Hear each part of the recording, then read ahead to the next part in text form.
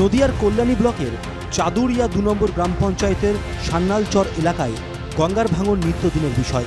ভাঙনের জেরে বিঘার পর বিঘা জমি বিলীন হয়ে গেছে গঙ্গাগর্ভে। এক সময়ের এই বর্ধিষ্ণু এলাকার মানুষজন ভিটে মাটি হারিয়ে উদ্বাস্তু হয়ে পড়েছেন। সকলেরই দাবি ভাঙন রোধে কিছু একটা করুক প্রশাসন। পরও আবার জায়গা কিনে ঘর করেছি, সেসব বাড়ি চলে ২-৩ বাঁকা চলে গেছে। এই একটা যাচ্ছে এখন, যার মধ্যে মানে বহুদিন থেকে আমরা জন্মই কিন্তু এখানে, কিন্তু আমাদের ৫০ বছর বয়স হতে গেল, আমাদের জন্ম এখানে, কিন্তু তখন থেকে ভাঙন হয়ে যাচ্ছে, কোনো কিছুই হচ্ছে না। প্রতি বছর ভোটের সময় কি নেতা মন্ত্রীরা আসে? হ্যাঁ আসে, তো আসে, বলছে ভেঙে বাঁধ গঙ্গা বেঁধে দেবো, করে দেবো, করে দেবো, এবারে কিছুই না, বাবা ভোট চলে গেলে আর আসে না। চাইছেন আমাদের যদি একটা পুনর্বাসনের যদি একটা ব্যবস্থা করেন সরকার কিংবা রাজ্য সরকার বা কেন্দ্র সরকার, যেই হোক, যদি আমাদের এই সুযোগটা করে দেন তাহলে খুবই ভালো হয়। গত কয়েকদিনের প্রবল বৃষ্টিতে ভাঙন আরও বেড়েছে।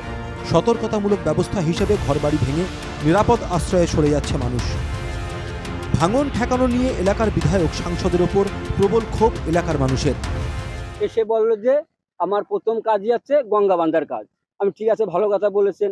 তারপরে ৫ বছরের মধ্যে আর বাবু দেখার নেই।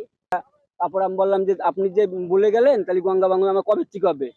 আপনারা এখানে আসলে এবার আমার একই কথা বলেন, গঙ্গা বাঁধা, গঙ্গা বাঁধা। আমি তো টাকা দিয়েছি, কিছু করিনি, এখনো কিচ্ছু করিনি। যা প্রতিশ্রুতি দেয় তার কিচ্ছুই করে না, সব ধাপ্পাবাদ, ভুং ভাং এইসব। বারবার ভাঙন ঠেকানোর প্রতিশ্রুতি দিয়েছেন এলাকার বিজেপি বিধায়ক ও সাংসদ, কিন্তু বাস্তবে কোনো কাজের কাজ হয়নি বলে অভিযোগ। ভাঙন ঠেকানোর দায় রাজ্য সরকারের ঘাড়েই চাপাচ্ছে বিজেপি।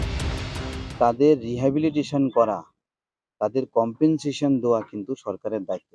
রিহ্যাবিলিটেশন মানে এই নয় কি আমি ১ কিলো চাল দিলাম বা কিছু ত্রাণ দিলাম। রিহ্যাবিলিটেশন মানে সেই পরিবারটাকে অন্য কোথাও অন্যত্র শিফট করানো, একটা ল্যান্ডের ব্যবস্থা করে সেখানে শিফট করা, কিন্তু সেটা করছে না।